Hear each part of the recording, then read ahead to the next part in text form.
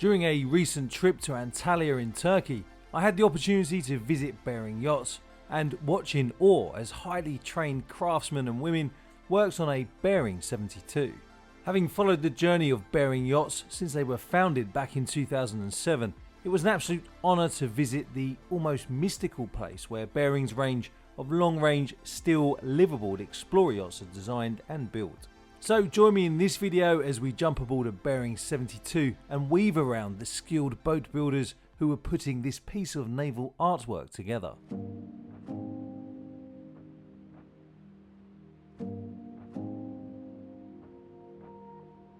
Please don't forget to subscribe because who knows what doors will open when we hit 100,000 subscribers. The Bering 72 has an impressive range of over 4,000 nautical miles. She has a length overall of 22.18 metres and a beam of 6.45 metres. She can accommodate 6 guests and 2 crew, but if you're happy to operate the vessel on your own, you can have up to 5 guest suites. I started my tour on the Bering 72 from the stern of her lower deck. The Bering 72 is a genuine compact explorer yacht. She measures 7 feet, which is 2.13 metres, longer than her predecessor, the Bering 65.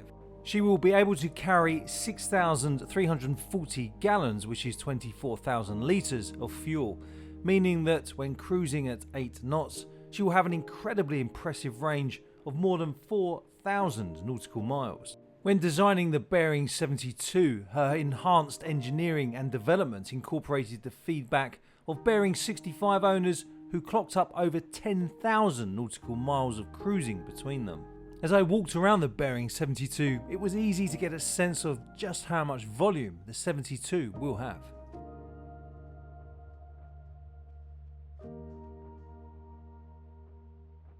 In addition to making the maximum use of the living space in the guest accommodation areas, the bow section will have vertical portholes, giving the 72 a contemporary touch.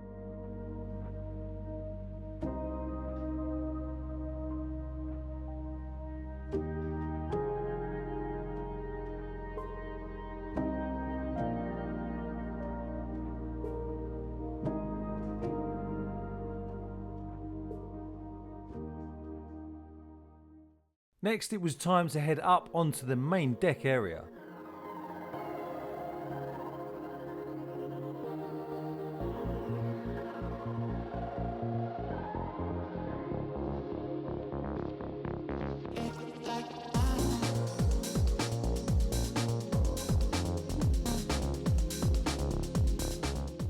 The Bering 72 will have a freshwater capacity of 2,855 litres, which is 762 gallons.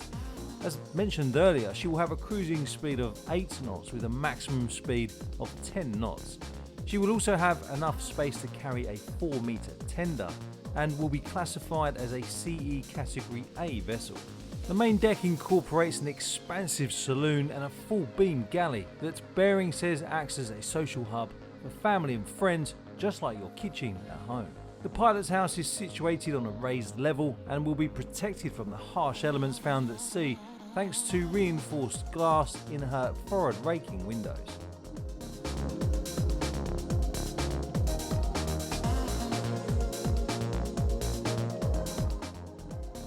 Personally, I think that spending months at a time on the Bering 72 as you cross oceans will feel effortless. She will be like a home from home, but this home will take you all around the world. Outside, the Bering 72 features an alfresco dining area and sun lounge on the foredeck, an open-air flybridge and an aft cockpit. She will also benefit from an expansive swim platform. Thanks to the additional space, the Bering 72 has room for 1 large tender or 2 small ones, which can be launched and recovered using her crane.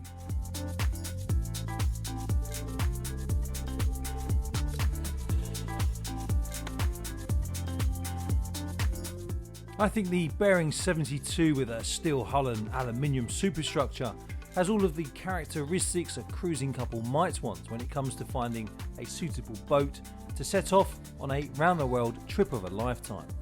But of course, the Bering 72 would be just as happy cruising the coastline or motoring around the Mediterranean Sea. If you owned a Bering 72, where would you take her? Let me know in the comments below. I think it is easy to fall in love with the trawler style lines of the Bering 72. If she looks this good in her renderings, you can just imagine how stunning she will look once she has been built and her hull first touches the blue water around the Antalya free zone.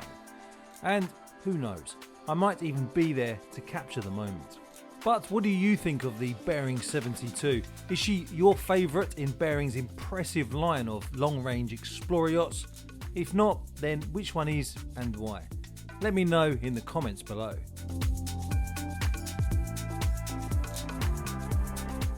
I want to say a huge thanks to Bering Yachts for hosting me for the morning, and in particular I would like to thank Bogdan for arranging the visit, and also Natalie for showing me around Bering's impressive facilities.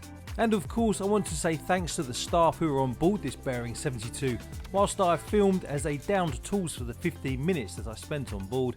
I can imagine it is quite annoying having a YouTuber on board who is armed with a GoPro as you are trying to work, so I really do appreciate your time.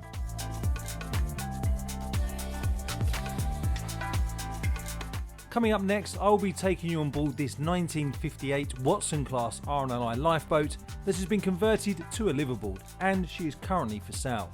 Make sure you subscribe to my channel and turn on the notifications bell so you don't miss the video.